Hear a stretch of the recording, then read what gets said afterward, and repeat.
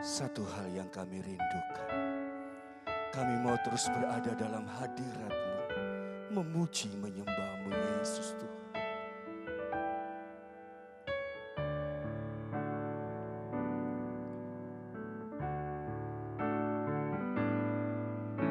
Satu hal yang ku rindukan, ya Tuhan,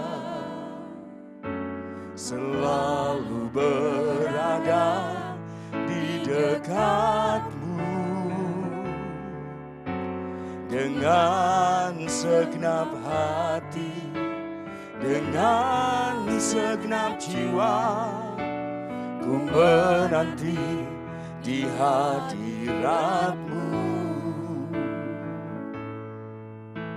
Satu hal yang ku rindukan, ya Tuhan, selalu berada di dekat-Mu dengan segenap hati, dengan segenap jiwa, ku menanti di hadirat-Mu. Lebih dalam lagi ku rindukan Tuhan, lebih dari segala yang ada. Lebih dalam lagi ku cinta Kau Yesus, ku mengasihi-Mu. Lebih dalam lagi ku rindukan Tuhan, lebih dari segala yang ada. Lebih dalam lagi ku cinta Kau Yesus, ku mengasihi-Mu, ku mengasihi-Mu,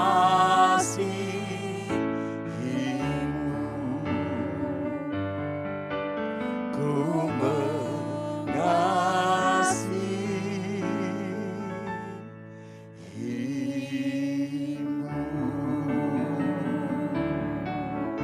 Haleluya, Engkau Yesus Allahku, Engkau Allah yang ku sembah. Ku mau lebih dalam lagi menikmati kasih-Mu. Ku mau lebih dalam lagi masuk hadirat-Mu. Haleluya, haleluya. Hinalaya sikanamu.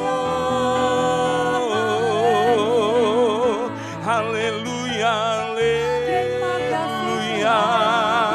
Engkau terbaik bagiku, Yesus. Ku sembah Engkau, biarlah nama-Mu ditinggikan. Kasih-Mu mengalir, kasih-Mu ada di hidupku. Haleluya, ya ralaya sikananamu, inaralaya sikananamu, ya ralaya sikaramaya si, ya ralaya nanamu, iralaya se.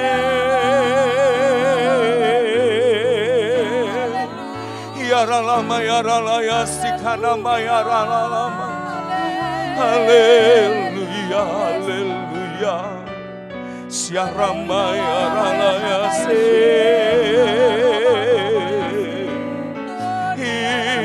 maya nana ya sandana maya si. Haleluya. Kau yang termulia Yesus Tuhan. Yes Lord. Sikana ralamaya ramaya sikana nana ya si. Engkau Yesus disembah, Engkau Yesus diagungkan. Hirapakan namanya sikana yase. Haleluya, haleluya. Yes Lord. Lebih dalam lagi Tuhan, Engkau bekerja dalam hidup kami. Lebih dalam lagi Yesus, Engkau nyatakan kuasa-Mu dalam hidup. Haleluya.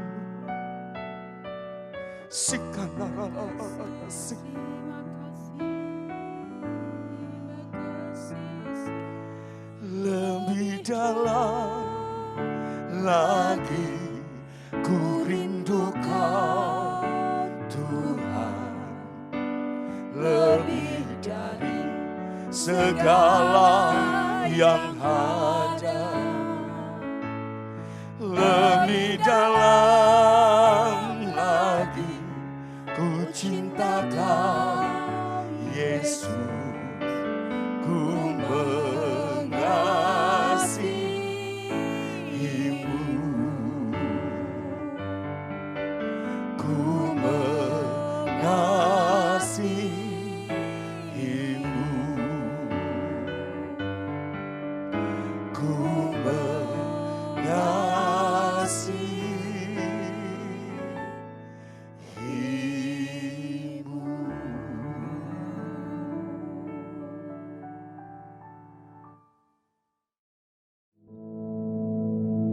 Our Father, which art in heaven, hallowed be thy name. Thy kingdom come, thy will be done in earth as it is in heaven. Give us this day our daily bread, and forgive us our debts, as we forgive our debtors. And lead us not into temptation, but deliver us from evil. For thine is the kingdom, and the power, and the glory, forever. Amen.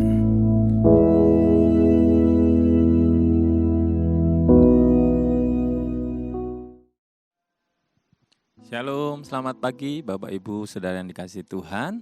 Ya, kembali kita bisa berjumpa, kita bisa merasakan kemurahan Tuhan. Kita boleh ada sebagaimana kita ada. Ini semua karena berkat yang dicurahkan Tuhan dalam kehidupan kita. Kita patut bersyukur, kita patut terus memuji Tuhan karena Tuhan melakukan sesuatu yang terbaik dalam hidup kita. Saudara yang dikasihi Tuhan, saya belajar tentang kebenaran firman Tuhan dan saya menemukan sesuatu yang memberkati hidup saya. Yang pagi hari ini saya akan bagikan kepada Bapak Ibu Saudara yang dikasihi Tuhan tentang kecewa. Saya yakin kita pernah kecewa. Kita pernah dalam situasi yang dikecewakan mungkin. Setiap kita, siapapun kita pernah mengalami ini. Dan ini memang sesuatu yang tidak menyenangkan. Kondisi yang tidak menyenangkan, kondisi yang tidak diharapkan, tapi pernah ada dalam hidup kita. Kalau saya mau tanya kepada Bapak Ibu Saudara, pasti itu sesuatu yang menyakitkan sekali gitu ya. Bahkan membekas gitu ya. Padahal persoalannya sudah selesai, tapi kalau diingat-ingat itu masih sakit rasanya gitu ya.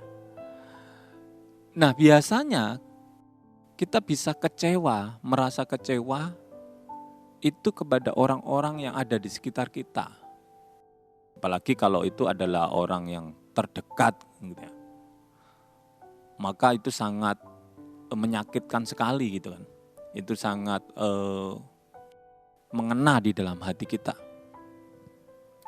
Nah, perasaan kecewa itu adalah sesuatu yang tidak baik sebenarnya. Lebih baik adalah Kalau kita bersuka cita, hati kita senang, hati kita bergembira, maka itu akan mempengaruhi kehidupan kita, apalagi kita sebagai orang yang percaya kepada Tuhan, anak-anak Tuhan.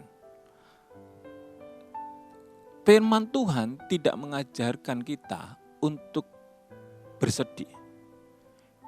Firman Tuhan tidak mengajarkan kita untuk kecewa. Tetapi seringkali kita mengalami kekecewaan itu. Kalau kita memilih untuk kecewa, maka apa yang saudara dapatkan? Saudara akan merasa tidak tenang, saudara akan memikirkan sesuatu yang tidak baik, bahkan saudara akan merancangkan sesuatu yang merugikan orang. Dampaknya adalah tidak baik untuk saudara dan orang yang mengecewakan saudara. Dan saudara tidak akan fokus pada visi misi kehidupan saudara.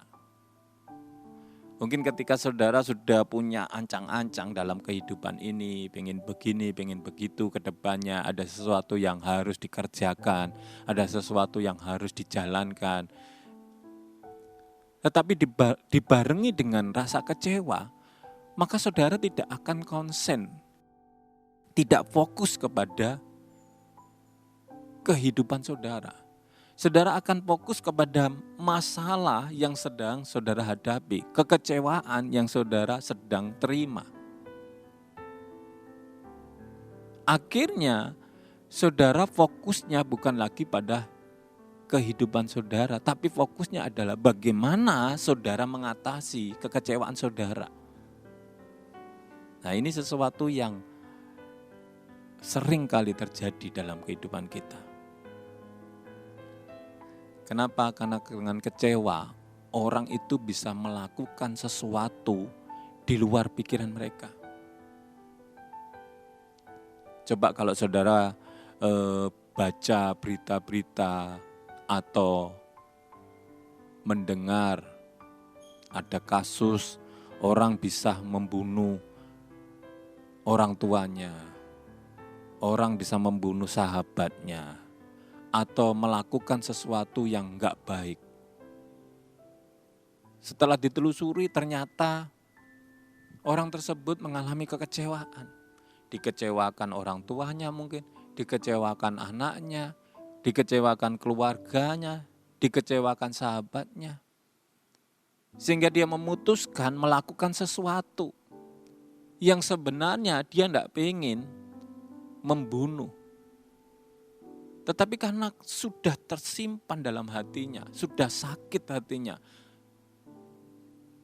dan terus menerus ada dalam hidupnya, sehingga dia merancangkan sesuatu yang sebenarnya itu tidak pernah terpikirkan. Yang terjadi adalah penyesalan setelah semuanya terjadi. Tentunya kita tidak pengen seperti itu kan. Kita tidak mau melakukan sesuatu yang sebenarnya bukanlah sifat kita, bukanlah sesuatu yang sudah diajarkan oleh Tuhan dalam kehidupan anak Tuhan. Tapi masih ada atau sering terjadi di dalam kalangan anak-anak Tuhan. Sebenarnya kekecewaan itu apa sih? Ketika kita kecewa, itu sebenarnya karena kita mengharapkan sesuatu yang lebih besar. Misalnya kalau kita kecewa dengan orang tua kita, karena kita berharap bahwa orang tua kita akan melakukan sesuatu yang besar dalam hidup kita. Tetapi kenyataannya ketika orang tua kita tidak bisa melakukan sesuatu yang kita harapkan, maka kita menjadi kecewa. Pada siapapun. Kalau saudara berharap kepada sahabat saudara, saudara berharap kepada teman seiman saudara, saudara berharap kepada pendeta saudara, dan ternyata mereka tidak bisa melakukan atau menunjukkan suatu harapan yang saudara inginkan, maka saudara bisa kecewa kepada mereka. Oleh sebab itu, jangan pernah kita berharap sama manusia. Karena memang manusia tidak punya kemampuan yang lebih. Hanya Tuhan saja yang bisa mempunyai kemampuan berharap sama Tuhan. Bagaimana kita mengatasi kecewa? Saudara, kita akan belajar bagaimana firman Tuhan mengajari kita untuk tidak kecewa. Tentunya kita belajar kepada tokoh yang sudah benar-benar teruji. Siapa dia? Belajar kepada Tuhan Yesus. Dia guru yang luar biasa. Dia sudah membuktikan bagaimana teladan kehidupannya ketika dikecewakan banyak orang-orang yang ada di sekitarnya. Dikecewakan oleh murid-muridnya. Dikecewakan oleh pengikut-pengikutnya. Tapi dia tetap bersuka cita. Dia tetap menunjukkan sesuatu yang luar biasa. Mari kita lihat di dalam Lukas pasal yang ke-22 ayat 34. Kita belajar dari Tuhan Yesus bagaimana dia mengatasi rasa kecewanya. Lukas pasal yang ke-22 ayat yang ke-34. Saudara yang ada Alkitab di sebelahnya boleh dibuka supaya kita bisa memahami firman Tuhan dengan benar. Lukas 22 ayat 34, tapi kita baca 33 dulu. Ini sesuatu yang luar biasa. 33 sama 34 ya. Begini bunyi firman Tuhan. Jawab Petrus, Tuhan, aku bersedia masuk penjara dan mati bersama-sama dengan Engkau. Tetapi Yesus berkata, aku berkata kepadamu Petrus, hari ini ayam tidak akan berkokok sebelum engkau 3 kali menyangkal bahwa engkau mengenal aku. Saudara pasti ingat firman Tuhan yang barusan kita baca. Ini adalah peristiwa di mana Yesus sudah diserahkan dan Yesus hendak disalibkan.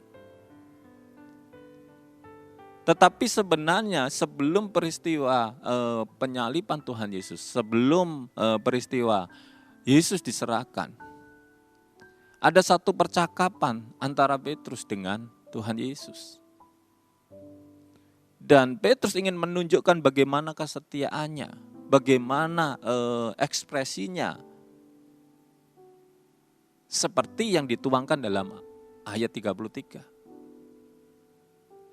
Dan Yesus mengetahui bahwa sebenarnya Petrus nanti tidak seperti itu. Ketika Tuhan Yesus tahu, itu pasti mengecewakan. Pasti hati Tuhan Yesus itu kesel gitu kan sama Petrus. Nah, cara yang dipakai oleh Tuhan Yesus ketika dia berhadapan dengan orang yang mengecewakan, dia tidak langsung menunjukkan rasa kecewanya.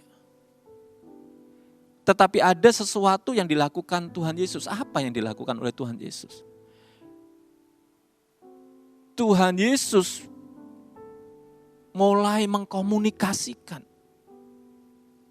mengekspresikan rasa kecewa itu secara apa adanya. Jadi ketika Petrus ngomong, wah saya gak akan ninggalkan kamu Tuhan. Tuhan Yesus langsung mengkomunikasikan. Saudara, ketika saudara kecewa, saudara dikecewakan oleh mungkin rekan atau orang-orang yang ada di sekitar saudara. Bagaimana respon saudara? Apa yang saudara lakukan? Apakah saudara sudah mengkomunikasikannya? Apakah saudara hanya berdiam dan membiarkan hatimu sakit dan mulai berkembang, oh awas ya. Saudara mulai merancangkan sesuatu. Saudara mulai menunjukkan bahwa orang yang sedang mengecewakan saudara adalah musuh saudara. Saudara, mari kita belajar kepada Tuhan Yesus. Ketika dia berhadapan dengan Petrus yang waktu itu sedang melakukan sesuatu yang mengecewakan hati Tuhan, Tuhan langsung mengkomunikasikan. Tuhan langsung mengekspresikan rasa kecewanya itu secara apa adanya. Makanya dia katakan di dalam ayat 34 tadi, tetapi Yesus berkata, aku berkata kepadamu Petrus, hari ini ayam tidak akan berkokok sebelum engkau 3 kali menyangkal bahwa engkau mengenal aku. Ini cara Tuhan Yesus. Dia tidak marah, dia ngomong dengan baik-baik, dia berusaha mengingatkan. Saudara, sebenarnya ketika kita menjadi anak Tuhan dan kita mengalami kondisi atau situasi seperti Tuhan Yesus, kita sedang dikecewakan, maka jangan biarkan hatimu dikuasai oleh iblis. Komunikasikan, ngomong dengan baik. Kalau memang saudaramu sedang menyinggung, sampaikan. Wah, saya tidak berkenan dengan apa yang saudara katakan. Sampaikan dengan baik. Komunikasikan. Dengan begitu, orang yang mengecewakan saudara itu akan tahu. Orang yang mengecewakan saudara itu akan mengerti. Mungkin orang itu tidak sengaja melukai hati kita atau mengecewakan kita. Saudara, mungkin kita pernah punya pengalaman begini. Kita ini sebagai orang yang mengecewakan orang lain. Maksud kita adalah kita guyon, kita bercanda, kita ngomong-ngomong sesuatu. Ternyata ada yang tersinggung, ada orang yang kecewa. Ya, yang kecewa diam aja, kita terus saja melakukan itu. Setelah mungkin 1 hari, 2 hari kita ngerti, loh, kita mengatakan bahwa, saya maksudnya enggak seperti itu, saya guyon kok. Lah enggak ngomong orangnya, gitu kan. Seringkali ada kesalahpahaman antara kita dengan saudara kita, antara kita dengan orang tua, antara orang tua dengan anak, dan seterusnya. Kurangnya komunikasi yang baik, sehingga tidak memahami bahwa sahabat kita, orang tua kita, saudara kita, rekan kita, itu sebenarnya tidak melakukan sesuatu yang mungkin secara sengaja. Hanya kita menerimanya adalah sesuatu yang mengecewakan berdasarkan rasa hati kita. Nah, oleh sebab itu mari kita sama-sama belajar. Komunikasikan dengan baik. Saya yakin kok, ketika kita bisa mengkomunikasikannya dengan baik, orang yang mungkin sedang mengecewakan kita itu ngerti dan tersadar. Mungkin dia, sorry, dia mungkin minta maaf dan sebagainya. Dan kita tidak pernah akan merasa kecewa. Kita baru mengerti apa maksud dari orang yang mengecewakan kita tadi. Ini yang pertama yang dilakukan Tuhan. Kita belajar untuk seperti Tuhan.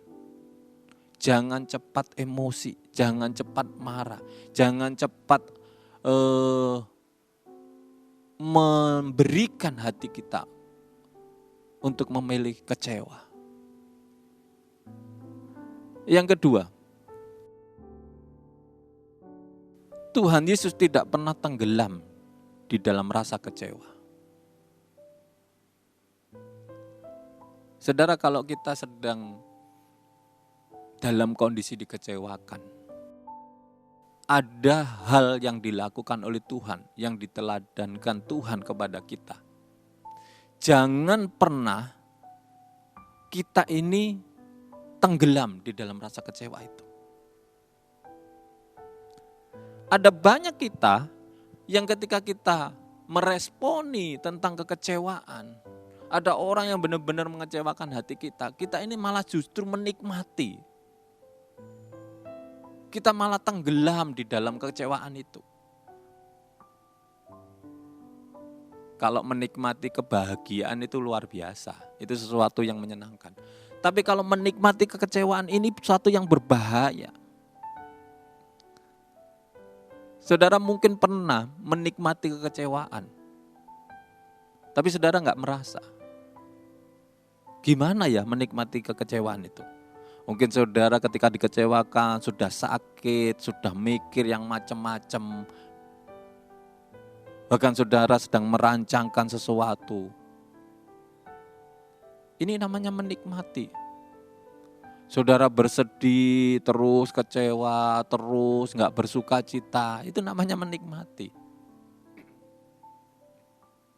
Tapi Tuhan Yesus tidak pernah menikmati itu. Tuhan Yesus tidak pernah membenci. Coba kalau saudara lihat, apakah Yesus membenci Petrus? Enggak. Apakah dia dendam? Tidak. Tapi coba kalau kita, saudara boleh ingat-ingat kembali ketika saudara dikecewakan oleh orang. Kita bisa dendam, kita bisa benci. Kenapa bisa dendam? Kenapa bisa benci? Karena kita terus menikmati kekecewaan. Makanya ketika orang itu lewat, mungkin orang yang mengecewakan kita lewat, langsung berdebar-debar gitu kan. Langsung mungkin kita memberikan ekspresi yang tidak menyenangkan.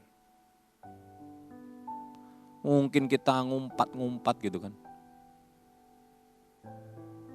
Ngutuki orang itu dan sebagainya. Itu dampak kalau kita terus-menerus menikmati kekecewaan. Tidak ada sesuatu yang justru mendamaikan hati kita. Yang ada adalah terus panas hati kita. Itu yang kedua. Yang ketiga, coba apa yang dilakukan Tuhan Yesus ketika Tuhan Yesus dikecewakan. Ya meskipun dikecewakan Petrus oleh penyangkalannya 3 kali. Saudara mungkin bisa baca di dalam Yohanes 21 ayat 15-19. Dia dikecewakan karena Petrus ditanya, apakah engkau mengasihi aku? Dan Petrus menjawab, tidak sesuai harapannya Tuhan Yesus. Itu adalah sesuatu yang menyakitkan hati Tuhan. Mengecewakan hati Tuhan.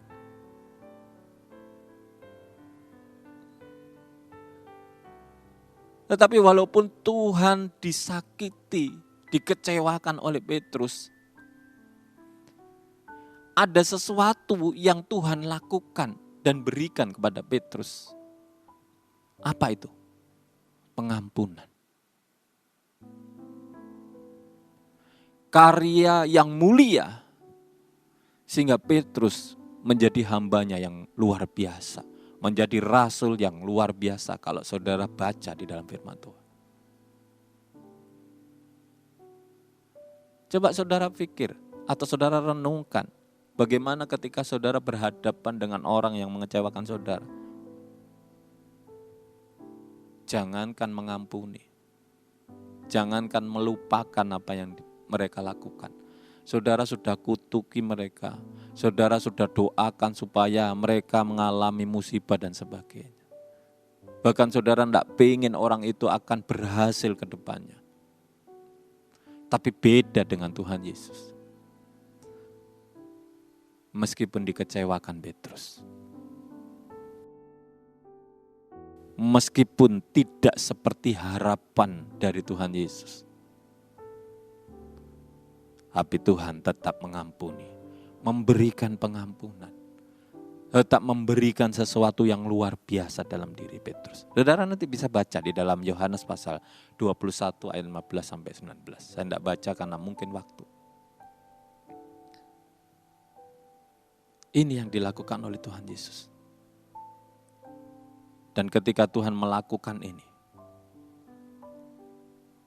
bukan saja Tuhan Yesus melihat satu kondisi yang luar biasa yang terjadi pada Petrus. Tapi Tuhan Yesus menunjukkan dia menang dari rasa kecewa. Saudara, kalau kita bisa melakukan apa yang dilakukan oleh Tuhan Yesus, kita belajar seperti apa yang diajarkan Tuhan Yesus, saudara akan menjadi pemenang. Saudara akan terus bisa bersyukur. Mungkin ketika saudara bangun pagi seperti ini, saudara tidak ingat lagi tentang persoalan atau tentang kesalahan orang lain yang sedang terjadi dalam diri saudara. Oh, orang ini mengecewakan. Tidak.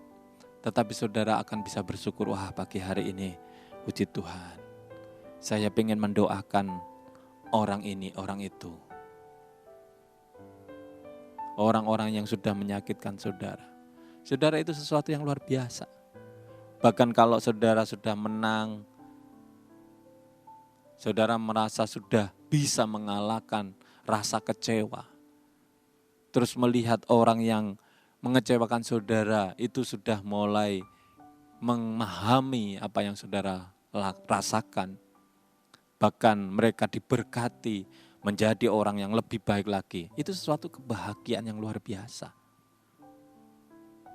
Bukan saudara saja yang merasakan kebahagiaan. Orang yang mengecewakan saudara pun juga dapat berkat. Ini sesuatu yang luar biasa. Belajar untuk tidak sakit hati. Belajar memahami, melayani orang lain. Jangan terburu-buru berpikiran negatif. Bisa saja orang yang sedang mengecewakan saudara itu tidak memahami apa yang mereka lakukan. Mungkin mereka tidak sadar, mungkin mereka bergurau dan sebagainya. Berpikir positif saja. Kalau memang dia melakukan itu, kita berpikir yang dewasa. Oh, mungkin karena dia tidak mengerti firman Tuhan, sehingga dia melakukan itu. Saudara ampuni dan saudara doakan. Ini yang diajarkan oleh Tuhan. Saudara pasti tahu air yang bening. Coba kalau saudara taruh di ember air bening itu, air yang bersih, bening gitu ya. Ketika saudara goncang-goncangkan dengan tangan, ketika saudara aduk-aduk, apa yang terjadi? Tidak akan pernah keruh. Karena memang bening. Demikian juga dengan hati kita. Kalau hati kita ini bersih, bening sebening air tadi. Mau ada yang mancing lah, mungkin nyinggung lah, mungkin menyakitkan hati kita, kita tetap bening. Memang ketika air itu diguncangkan, ada satu riak, ada suatu mungkin pergerakan, perubahan. Tetapi sebenarnya tetap dia tidak keruh. Ketika nanti mulai gelombang itu berhenti, mulai reda, ya tetap. Mari kita seperti itu. Kita ini adalah anak Tuhan. Kita belajar dari kehidupan Tuhan Yesus. Ketika kita disakiti, justru kita mengasihi. Ketika orang merancangkan sesuatu yang tidak baik, justru kita mendoakan mereka. Jangan sampai terpancing dengan trik-trik iblis. Tetapi justru kita menjadi berkat. Supaya apa? Supaya kita bisa memenangkan banyak jiwa. Supaya kita bisa memperluas kerajaan surga. Karena itulah tujuan Tuhan menempatkan saudara. Di mana ada orang-orang yang bisa mengecewakan saudara. Bisa keluarga saudara. Bisa teman pelayanan saudara. Bisa orang lain. Siapapun mereka. Tapi Tuhan Yesus mengajarkan untuk kita tidak memilih kecewa. Tetapi melakukan apa yang Tuhan ingin kita lakukan. mengasihi mereka. Dengan begitu kita akan dapat bersyukur. Kita terus bersyukur dan kita terus bisa berjalan di dalam kehidupan ini dengan penyertaan Tuhan. Amin saudara. Puji nama Tuhan. Mari kita sama-sama berdoa. Tuhan Yesus, kami bersyukur Tuhan. Karena kasih-Mu, Engkau boleh memperkenan kami untuk kami ada sebagaimana kami ada. Dan ada banyak hal Tuhan di sepanjang hari ini yang boleh kami lakukan. Ada banyak pribadi-pribadi yang kami boleh jumpai juga. Kami tidak tahu apakah pribadi-pribadi yang akan kami jumpai di sepanjang hari ini itu bisa mengecewakan atau bisa menyenangkan. Tetapi yang pasti Tuhan, Engkau mengajar kami Tuhan untuk kami boleh menjadi saksi-Mu, untuk kami boleh menjadi berkat bagi banyak orang-orang yang kami jumpai di sepanjang hari ini. Terima kasih Tuhan untuk hari ini, dan kami percaya kuasa Roh Kudus akan menyertai kami, akan memimpin kami dan memampukan kami untuk melakukan perkara-perkara yang luar biasa. Terima kasih Tuhan, terima kasih. Di dalam nama Tuhan Yesus kami bersyukur. Haleluya. Amin. Puji nama Tuhan, Tuhan Yesus memberkati.